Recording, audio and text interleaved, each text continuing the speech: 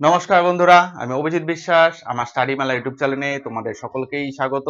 আজকে আমি আবারও তোমাদের জন্য ভিডিও নিয়ে এসেছি। আমি কালকে বলেছিলাম যে আমরা যেখান থেকে শেষ করেছি আমরা আজকে সেখান থেকেই শুরু করব। আমরা এর আগের দিন শেষ করেছিলাম লাস্ট ভিডিওতে 1861-তে চার্টার অ্যাক্টের থেকে।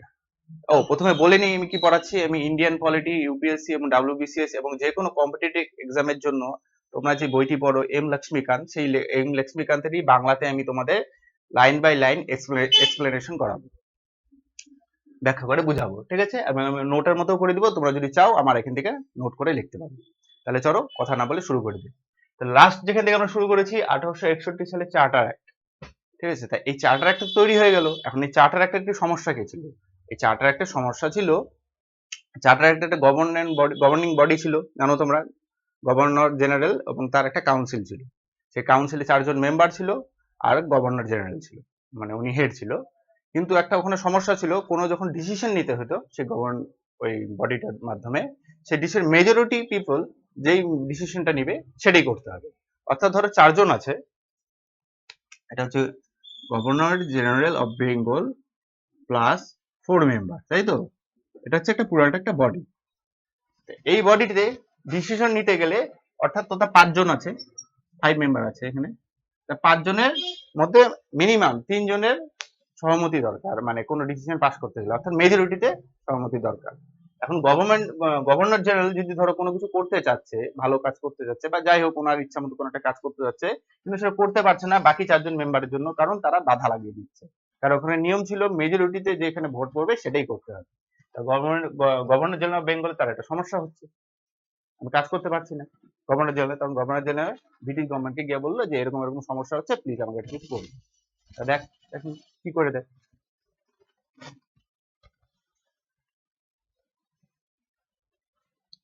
এবার আসলো অ্যাট 1786।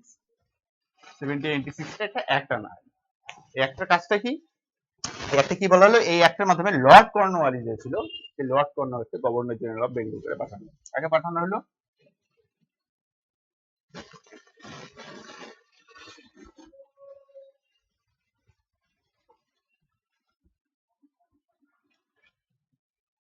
লর্ড কর্নওয়ালিসকে গভর্নর জেনারেল অফ বেঙ্গল করে পাঠানো।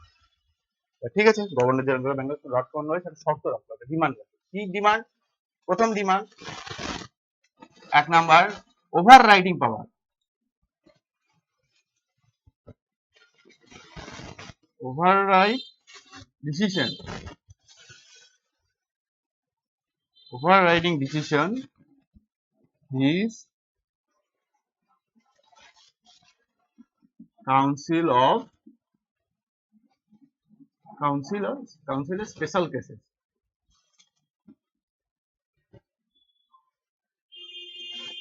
তার মানে কি, override decision his council special cases, কোন স্পেশাল কেসেস এর ক্ষেত্রে তার যে কাউন্সিলটা ছিল governor general of Bengal plus 4, এই কাউন্সিলের ডিসিশনে সে ওভাররাইড করতে পারবে। অর্থাৎ সে কাউন্সিল টিম হিসাবে কোনো একটা গভর্নর জেনারেল কোনো একটা কাজ করতে যাচ্ছে, কাউন্সিল মানা করছে, বাকি 4 জন মেম্বার মানা করছে, কিন্তু তার উপরেও সে বলে না না তোমাদের কোনো ক্ষমতা নাই, এখন থেকে আমি আর যেটা কোনো যদি স্পেশাল কেসেস আছে সেই স্পেশাল কেসের ক্ষেত্রে আমি আমার ডিসিশন আলাদা করে নিতে পারবো, তোমাদের হাতে ওটা দরকার পড়বে না। ঠিক আছে, গভর্নর জেনারেল অফ বেঙ্গল একাই ওই ডিসিশনটা নিতে পারবে, কাউন্সিলের মেম্বারদের প্রয়োজন পড়বে না। দ্বিতীয় কি ডিসিশন নিল? কমান্ডার ইন চিফ করতে হবে তাকে, গভর্নর জেনারেল অফ বেঙ্গলকে অর্থাৎ লর্ড কর্নওয়ালিসকে কি করতে হবে? কমান্ডার ইন চিফ করতে হবে। গভর্নর জেনারেল অফ বেঙ্গলকে কমান্ডার, এই দুটো শর্ত রাখে।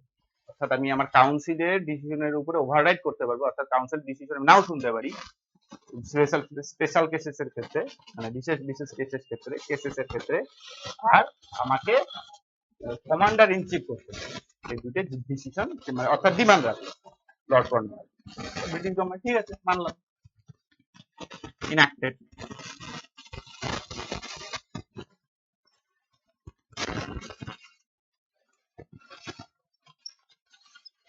ভোট ইনঅ্যাক্টেড ভোট ব্রিটিশ গভর্নমেন্ট মেনে নিল, ঠিক আছে। গভর্নর লর্ড কর্নওয়ালিস আমাদের কাছে যে দুটো ডিমান্ড রেখেছে সেই দুটো ডিমান্ড আমরা পালন করবো বা আমরা রাখবো, সেটা ইনঅ্যাক্টেড করে দিল। কোন আইনের মাধ্যমে ইনঅ্যাক্টেড করে দিল? চার্টার অ্যাক্ট 1793, চার্টার অ্যাক্ট 1793 মাধ্যমে সেই একটা মান্যতা পেয়ে গেল। গভর্নর জেনারেল যে দুইটা যে ডিমান্ড রেখেছিল উনি, ওভাররাইডিং পাওয়ার, এটা কমান্ডার ইন চিফ হবো, সেটা মান্যতা দিবে। তাহলে দেখি এখন আজকে চার্টার অ্যাক্ট 1793 থেকে কি কি আছে চার্টার অ্যাক্ট 1793 থেকে।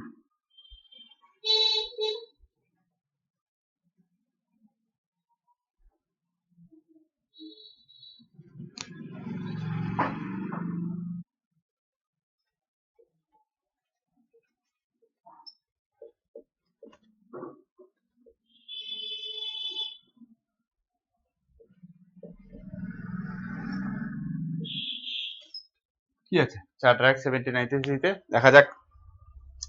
Extended overriding power, governor general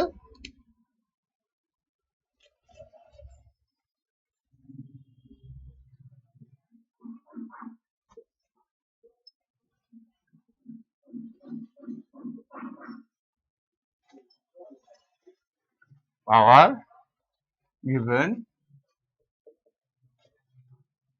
কাকে দেওয়া হলো? লর্ড কর্নওয়ালিসকে।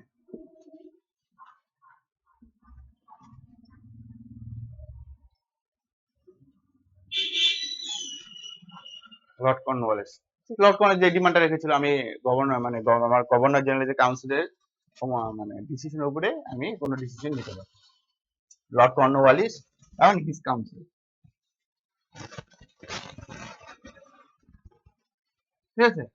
ওভাররাইডিং পাওয়ার শুধু এটা, এবার এটা শুধু লর্ড কর্নওয়ালিসের জন্য না, এর পরবর্তী সালে, এর পরবর্তীতে যারা গভর্নর জেনারেল অফ বেঙ্গল হয়ে আসবে, গভর্নর জেনারেল হয়ে আসবে, তাদের হাতেও সেই সেম ক্ষমতাই থাকবে। কি ক্ষমতা থাকলো? ফিউচার গভর্নর জেনারেল,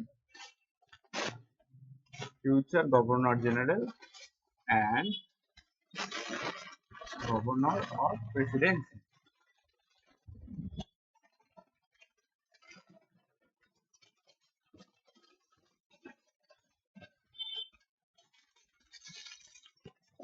ঠিক আছে। এরপরে পরবর্তী যেই সব গভর্নর জেনারেল আসবে এবং তাদেরকেও, এবং গভর্নর প্রেসিডেন্সি তাদের হাতেও সেই সেম ক্ষমতাই থাকবে। এটা হয়ে গেল। এরপর আরেকটা কি ক্ষমতা থাকলো তাদের হাতে? Governor general more power and control, আরো বেশি ক্ষমতা দেওয়া হলো গভর্নর জেনারেলকে, more power and governor general হাতে আরো বেশি ক্ষমতা দিয়ে দেওয়া। তার উপরে দুইটা প্রেসিডেন্সি করতে, Bombay Presidency, Madras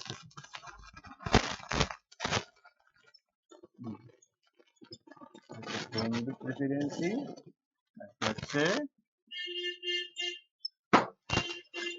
Madras Presidency. Governor general আরো বেশি ক্ষমতা দিয়ে দেওয়া বোম্বে প্রেসিডেন্সি। এখন বোম্বে প্রেসিডেন্সি, মাদ্রাস প্রেসিডেন্সি যারা গভর্নর থাকবে তাদের উপরে আরো বেশি ক্ষমতা প্রয়োগ করতে পারবে গভর্নর জেনারেল অফ বেঙ্গল, ঠিক আছে। এখন আরেকটা কি ক্ষমতা থাকলো? এক্সটেন্ডেড, কি এক্সটেন্ডেড করা হলো? এই যে চার্টার অ্যাক্ট, চার্টার অ্যাক্টের প্রত্যেকটা একটা এক্সপায়ারি ডেট ছিল 20 ইয়ার্স, মানে 20 বছর করে তার একটা এক্সপায়ারি ডেট ছিল, অর্থাৎ এই চার্টার একটা 20 বছর চলবে। তাহলে চার্টার একটা সময় শেষ হচ্ছে, ওই জন্য এই চার্টার একটাকে আরো 20 বছর চালানো যাবে। এক্সটেন্ডেড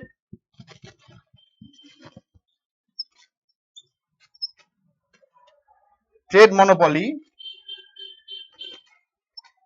ট্রেড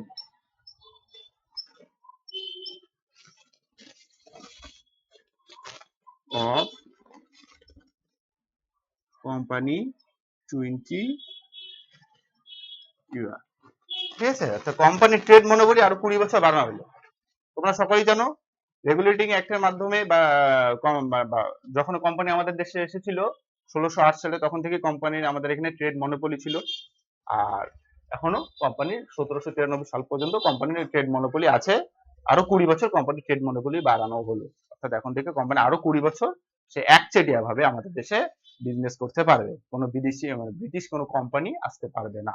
ঠিক আছে, ওই জন্য বলা হলো এক্সটেন্ডেড, মানে আরো বাড়ানো হলো trade monopoly of the company 20 years, আর 20 বছর কোম্পানির ট্রেড মনোপলিকে এক্সটেন্ড করা হলো, মানে আরো বাড়ানো হলো।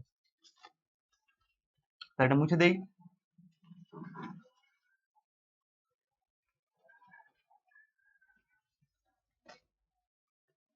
এরপরে কি বলছে দেখো, প্রোভাইডেড, কি প্রোভাইড করা হলো,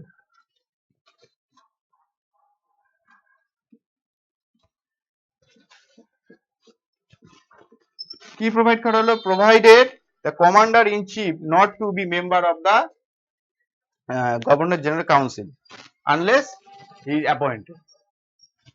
কি করা হলো, প্রোভাইডেড কমান্ডার ইন চিফ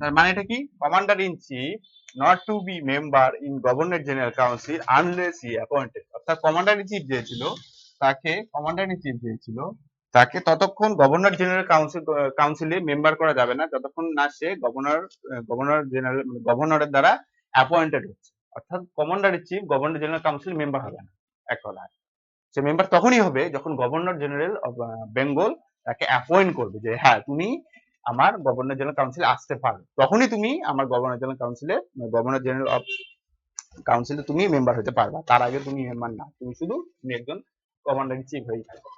বুঝতে পারছো বিষয়টা? হ্যাঁ, তাকে যদি অ্যাপয়েন্ট করা হয়, তাকে যদি অ্যাপয়েন্ট করা হয় তবে সে গভর্নর জেনারেল কাউন্সিলের মেম্বার হতে পারে, তখন সে মেম্বার হতে পারে, তার আদারওয়াইজ সে কিন্তু মেম্বার হতে পারবে না। এটা হয়ে গেল। এরপরে কি করা হলো, এরপরে করা হলো member of the board of control,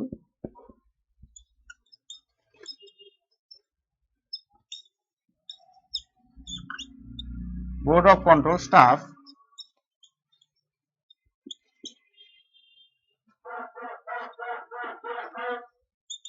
paid out Indian is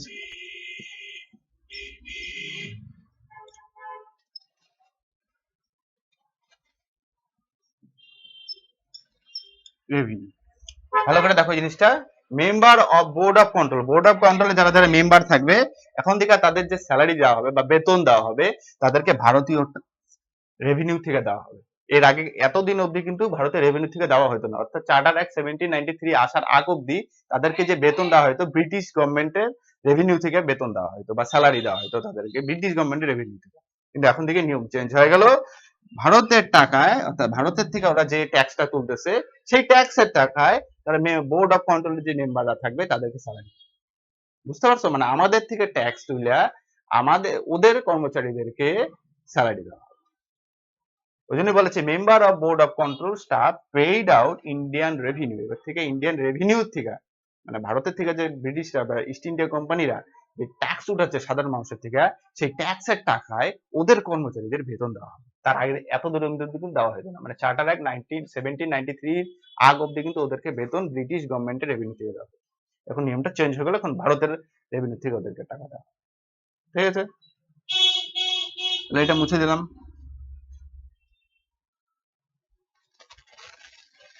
charter act 1793 আমাদের হয়ে গেল। এইবার আমরা কি দেখবো, চার্টার অ্যাক্ট 1813, চার্টার অ্যাক্ট 1830, তাই তো? এবার দেখি চার্টার অ্যাক্ট 1830 ফিচার্স কি, features abolish trade monopoly, east India কোম্পানির যে ট্রেড মনোপলিটা ছিল সেটা বন্ধ হয়ে গেল।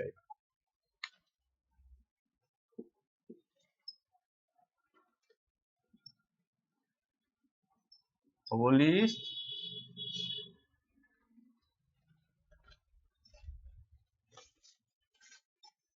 Trade monopoly, east India company. East India company যে ট্রেড মনোপলি ছিল ভারতের মধ্যে, সেই ট্রেড মনোপলি 1813 সালে ক্লোজ করে দিল। অর্থাৎ সব ব্রিটিশ মার্চেন্টদের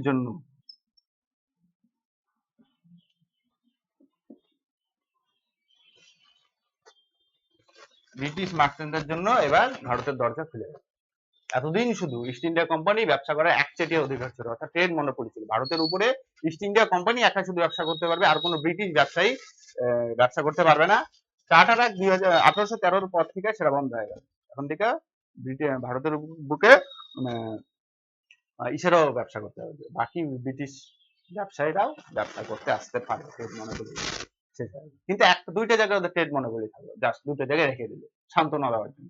কোন দুটো জায়গায়? একটা হচ্ছে টি, এটা হচ্ছে অ্যান্ড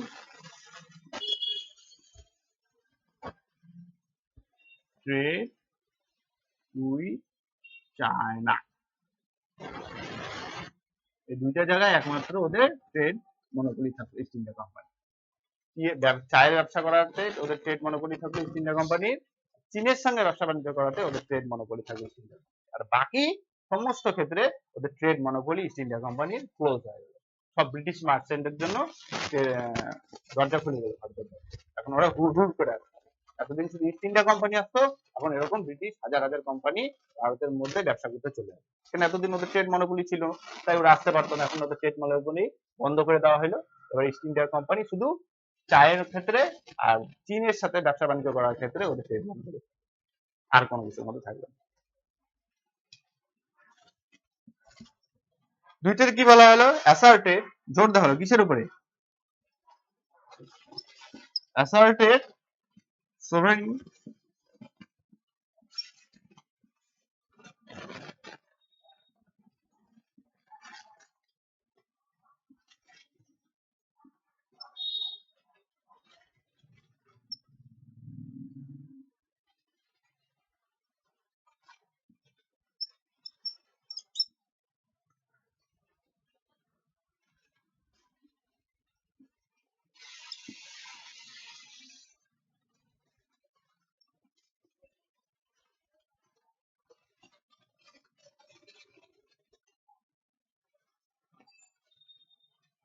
ব্রিটিশরা যেই সব টেরিটরিরা বা যেই সব এরিয়া ভারতে দখল করে রেখেছিল, সেই সব এরিয়ার উপরে ব্রিটিশ সার্বভৌমত্ব আরো জোর দেওয়া হলো। ব্রিটিশ সার্বভৌমত্ব যেন বলা হলো asserted the sovereignty of the British crown company territory of India. Company, east India company ভারতে যেই সব অঞ্চলগুলোকে দখল করে রেখেছে, সেই সব দখল করা অঞ্চলগুলোর উপর ব্রিটিশ ক্রাউনের এখন সার্বভৌমত্ব অধিকার ছিল।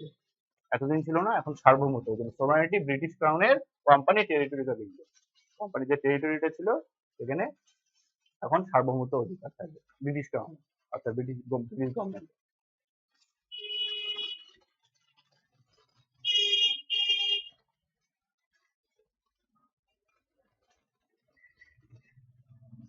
এবার কি বলা হলো? অ্যালাউড করা হলো হিসেবে।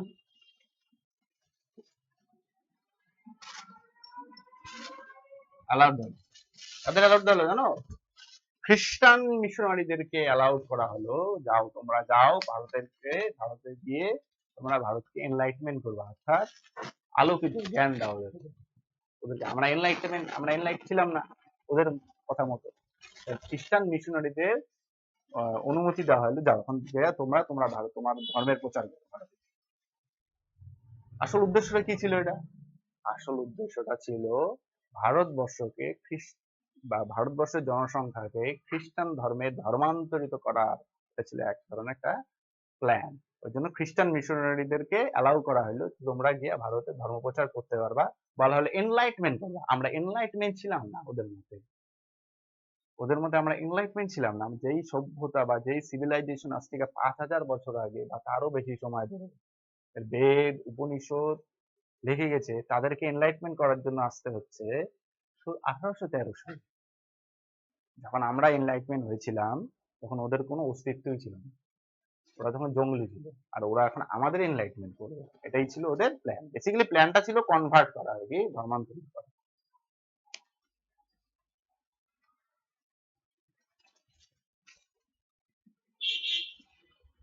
খ্রিস্টান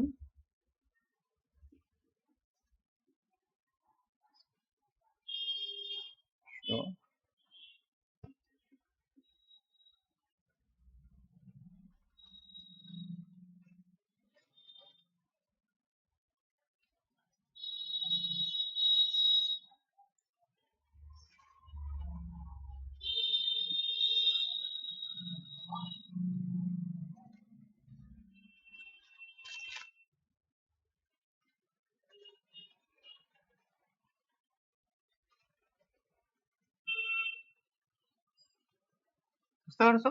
অ্যালাউ করা হলো খ্রিস্টান মিশনারিকে ভারতে এসে তাদের ভারতের মানুষকে এনলাইটমেন্ট করার জন্য অ্যালাউ করা হয়, অর্থাৎ গোড়া থেকে কেটে দেওয়া ভারতবর্ষ, যাতে আমাদের যে শাসনটা, ইংরেজ যে শাসনটা, সেটা যেন ওরা আর কথা বলতে না পারে। Provide 2 number, sorry 4 number, provide করা হলো। কি প্রোভাইড করা হলো?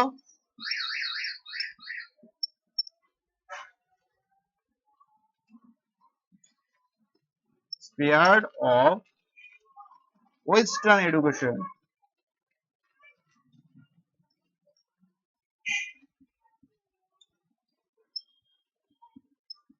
ওয়েস্টার্ন এডুকেশন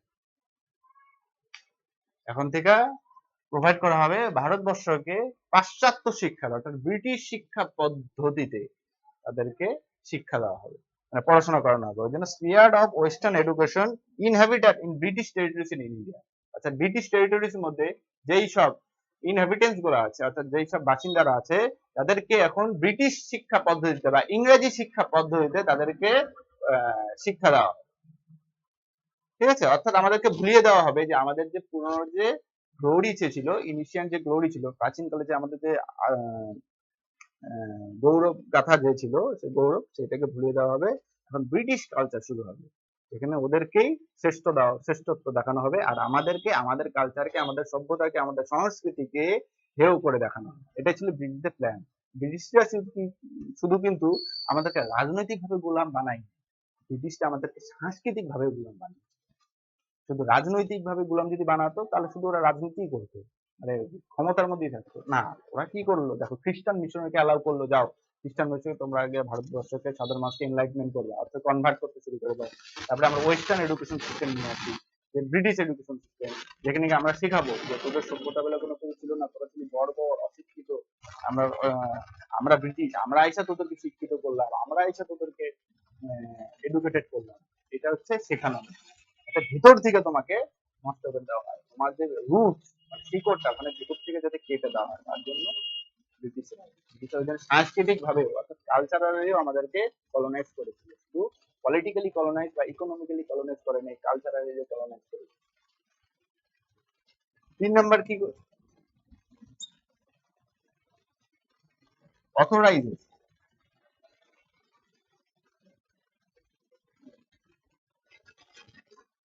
অথরাইজ কিসের অথরাইজ দেওয়া হলো? লোকাল গভর্নমেন্টকে অথরাইজ দেওয়া হলো। কিসের জন্য? লোকাল গভর্নমেন্ট এখন থেকে ইম্পোজ ট্যাক্স অন পার্সন। তার মানে এখন লোকাল গভর্নমেন্টকে একটা ক্ষমতা দেওয়া হলো, এখন লোকাল গভর্নমেন্ট সাধারণ মানুষের উপর ট্যাক্স ইমপ্লিমেন্ট করতে হবে। লোকাল গভর্নমেন্ট বলতে কি বোঝাচ্ছে? যে মিউনিসিপ্যালিটি, পঞ্চায়েত, তৎকালীন সময় যেই সব মিউনিসিপ্যালিটি গুলো ছিল, সেই মিউনিসিপ্যালিটিতে যারা থাকবে তারা সাধারণ মানুষের উপর ট্যাক্স, পার্সনদের উপর ট্যাক্স ইমপ্লিমেন্ট করতে হবে, ইম্পোজ করতে হবে। যে ট্যাক্স চাইতে পারবে সেই ট্যাক্স দিতে হবে, যদি ট্যাক্স না দেই তাহলে তোমাকে পানিশমেন্ট দিবে। ওই জন্য এটাও বলা হলো punish person not paying tax, punish person not paying.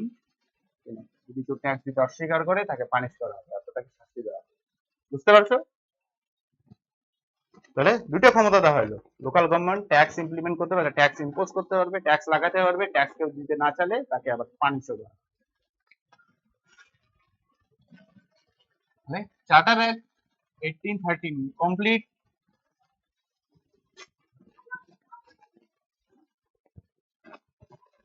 এইবার আমরা দেখব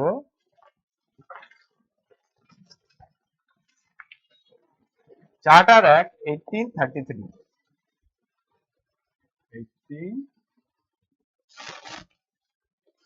1833, তাই তো?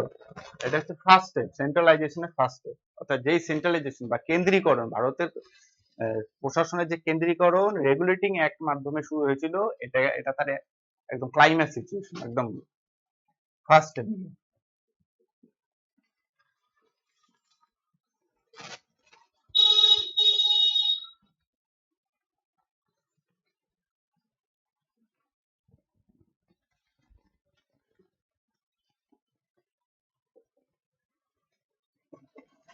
Centralisation, first step of centralisation, মানে ক্ষমতার কেন্দ্রীকরণ, নির্দিষ্ট একটি জায়গা থেকে সমস্ত ভারতবর্ষের ক্ষমতাকে নিয়ন্ত্রণ করা হবে। ওকে, তাহলে কি ফিচার্স কি আছে তাহলে দেখি একটু ফিচার্স। ফিচার্স এখন থেকে গভর্নর জেনারেল অফ বেঙ্গলকে বলা হবে গভর্নর জেনারেল অফ ইন্ডিয়া। বুঝতে পেরেছো? এখন থেকে গভর্নর জেনারেল অফ বেঙ্গলকে বলা হবে গভর্নর জেনারেল অফ ইন্ডিয়া। তার হাতে ক্ষমতা দেওয়া হলো civil plus military power.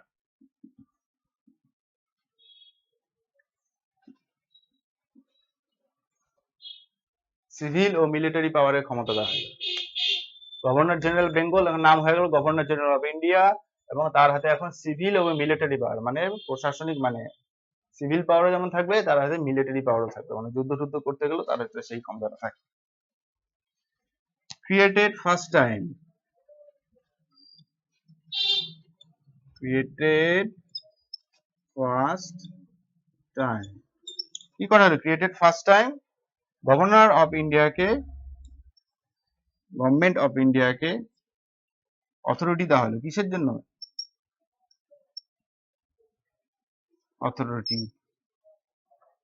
Over entire territorial area possessed by British of India, মানে এখন যেই টেরিটরি অফ ইন্ডিয়া, মানে অর্থাৎ যেই ক্ষমতাটা ইস্ট ইন্ডিয়া কোম্পানি দখল করেছিল, বা যে এরিয়াটা ইস্ট ইন্ডিয়া কোম্পানি দখল করেছিল, এখন তার সেই জায়গাটার নাম হবে পসেসড বাই ব্রিটিশ ইন্ডিয়া। ওই জায়গাটা এখন ব্রিটিশ ইন্ডিয়া নাম ছিল। এতদিন ব্রিটিশ ইন্ডিয়া ছিল না, এখন সার্বভৌম অধিকার ছিল, এখন ব্রিটিশ ইন্ডিয়া নাম হবে।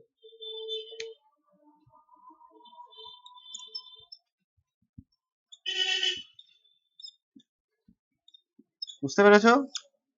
ব্রিটিশ ইন্ডিয়া, দেখো এখান থেকে শুরু হয়ে গেল ব্রিটিশ ইন্ডিয়া নাম করে। এতদিন কেউ ছিল ব্রিটিশ ইন্ডিয়ার নাম ছিল না, এখন সার্বভৌম অধিকার ছিল, ক্রাউনের সার্বভৌম অধিকার ছিল, এবং সেই সার্বভৌম অধিকার থেকে আরো বেশি ব্রিটিশ ইন্ডিয়া নাম হয়ে গেল, এখন পুরাপুরি পৌঁছে মানে অধিকারে চলে আসলো। এবার first governor general of India কে? First governor general of India first lord William, William Bentinck, Bentinck, lord William Bentinck হলো first governor general of India. মাথা যেন থাকে এটা, ঠিক আছে? গভর্নর জেনারেল অফ বেঙ্গল নয়, কিন্তু গভর্নর জেনারেল অফ ইন্ডিয়া, মানে অর্থাৎ গভর্নর জেনারেল বেঙ্গলেরই এখন নামকরণ হয়ে গেল governor general of India. First governor general of India হলো লর্ড উইলিয়াম বেন্টিং, ঠিক আছে? এবার 2 নম্বর দেখি।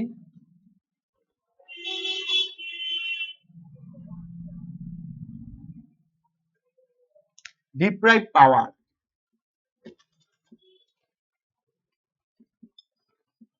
ডিপ্রাইভ ক্ষমতা কেড়ে নেওয়া হলো কোথা থেকে? বোম্বে অ্যান্ড মাদ্রাস,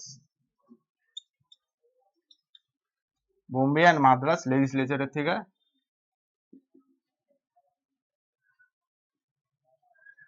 ক্ষমতা কেড়ে নেওয়া হলো। বোম্বের যে লেজিসলেচার, মানে যেখানে আইন তৈরি হয়, সেটাকে বলে লেজিসলেচার। সে বোম্বের যে বোম্বে প্রেসিডেন্সির যে লেজিসলেচার ছিল তার ক্ষমতাটাকে কেড়ে নেওয়া হলো। মাদ্রাস প্রেসিডেন্সির যে লেজিসলেচার ছিল, যেখানে তার আইন তৈরি করতো, সে তাদের ক্ষমতাটা কেড়ে নেওয়া হলো। তাহলে এখন আইন তৈরি কে করবে? এক্সক্লুসিভ পাওয়ার দেওয়া হলো, এক্সক্লুসিভ লেজিসলেটিভ পাওয়ার।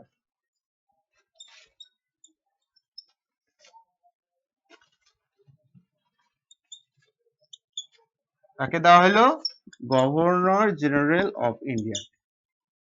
যে গভর্নর জেনারেল অফ ইন্ডিয়া নামকরণ হলো, গভর্নর জেনারেল অফ বেঙ্গলের নামকরণ হলো গভর্নর জেনারেল অফ ইন্ডিয়া। তার হাতেই লেজিসলেচর বা আইন তৈরি করে সারা ভারতবর্ষে, যেখানে ব্রিটিশ ইন্ডিয়ার যেসব টেরিটরি গুলো আছে বা পুরো ব্রিটিশ ইন্ডিয়ার জন্য আইন তৈরি করার অধিকার একমাত্র থাকলো গভর্নর জেনারেল অফ ইন্ডিয়া। আর এদের ক্ষমতা কেড়ে নেওয়া হয়েছে। বাদ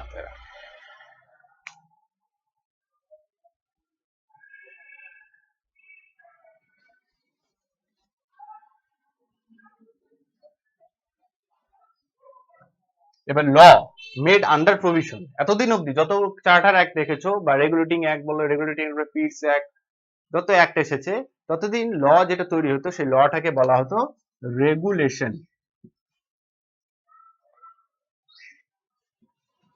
রেগুলেশন, তাই তো?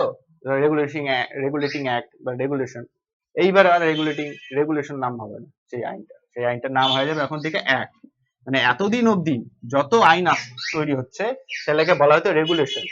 এখন থেকে যে আইনটা তৈরি হবে সেই আইনটাকে নাম হবে অ্যাক্ট, আর রেগুলেশন নাম থাকবে।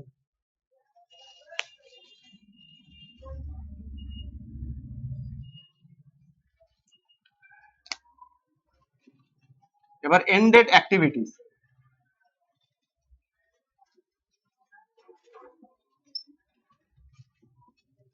এন্ডেড অ্যাক্টিভিটিস, ইস্ট ইন্ডিয়া কোম্পানির কাজকর্ম এবার সব বন্ধ, ব্যবসা বাণিজ্য বন্ধ করে এবার কমার্শিয়াল বডি হিসেবে, অর্থাৎ ব্যবসা বাণিজ্য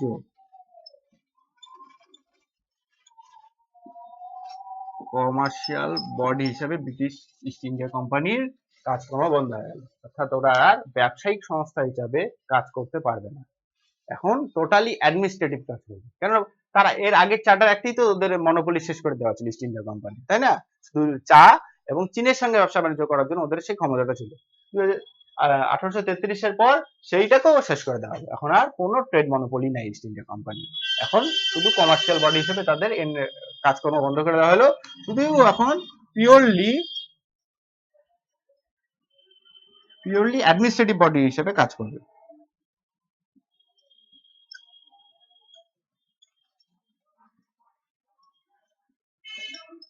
অ্যাডমিনিস্ট্রেটিভ বডি হিসেবে কাজ করবে, বুঝতে পারছো? ব্যাস, ইস্ট ইন্ডিয়া কোম্পানি খতম। খতম বলতে ওদের এখন প্রশাসনিক কাজকর্ম করতে পারবে, এখন আর ব্যবসায়িক কাজকর্ম করতে পারবে না। ঠিক আছে, শুধু ব্যবসায়িক কাজকর্ম করতে পারবে, যেটা ওরা শুধু ব্যবসায়িক কাজকর্ম বা ওদের ট্রেড মনোপলি ছিল, ব্যবসা বাণিজ্য করতো, ওদের সেই ক্ষমতাটা কেড়ে নেওয়া হবে, শুধু এখন প্রশাসনিক কাজকর্ম করবে। কমার্শিয়াল বডি ওদের এখন আর কাজ করবে না, এখন অনলি অ্যাডমিনিস্ট্রেটিভ বডি হিসেবে কাজ করবে।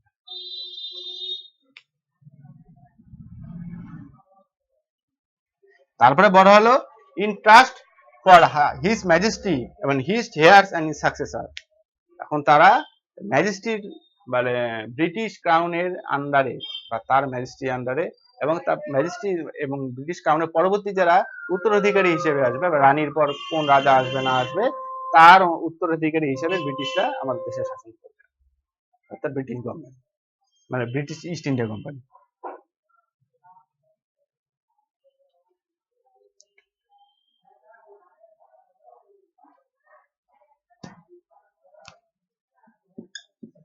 4 নম্বরে কি বলা হলো? Introduce open competition selection.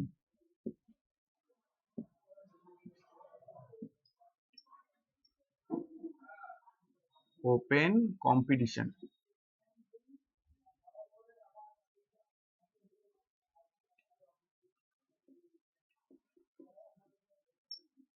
Open competition কিসের জন্য? Civil service. যে এক্সামের জন্য আমি তোমাদের প্রিপারেশন দিচ্ছি, সেই ইন্ট্রোডিউস ওপেন কম্পিটিশন শুরু হয়ে গেল। ওপেন কম্পিটিশন ইন্ট্রোডিউস করলো, এখন শুরু হয়নি, ইন্ট্রোডিউস করেছে। অর্থাৎ Indian should not be divert, but এখন ইন্ডিয়ানদের সেই ইন্ডিয়ানরাও এখন ইন্ডিয়ান সিভিল সার্ভিস এক্সামে বসতে পারবে, ডিভার্ট এনি প্লেস অফিস এমপ্লয়মেন্ট, অর্থাৎ যে কোনো সরকারি চাকরি করতে পারবে, যে কোনো সরকারি যে কোনো পদে যেতে পারবে, যে কোনো পরীক্ষা বসতে পারবে ব্রিটিশদের। আসলে এটা একটা ভাউতা ছিল, কিন্তু অরিজিনাল হয়নি, ঠিক আছে? এটা একটা ভাউতা দেওয়া ছিল, যেমন আই ওয়াজ দেওয়া হয় না, ওরকম এটা আই ওয়াজ দেওয়া হয়েছিল এটা। ঠিক আছে, তাহলে আজকে এইটুকুই থাক চার্টার অ্যাক্ট 1833। কালকে আমি তোমাদের ডিসকাস করবো চার্টার অ্যাক্ট 1853। হ্যাঁ, চার্টার অ্যাক্ট 1853 তে ডিসকাস করব, যাতে তোমাদের আরো বুঝতে সুবিধা হয় বিষয়টা। ঠিক আছে?